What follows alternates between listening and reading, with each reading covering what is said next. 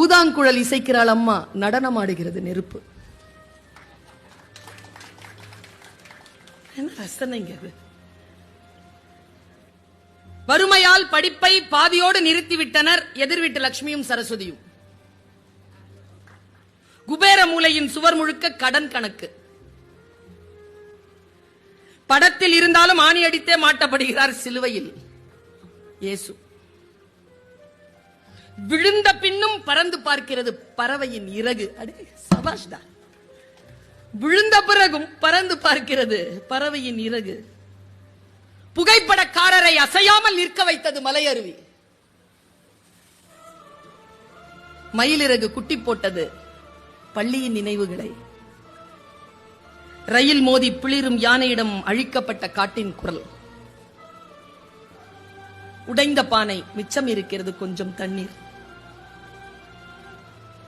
நான் யோசிச்சு பார்க்கிறேன், சொற்கள் தான்.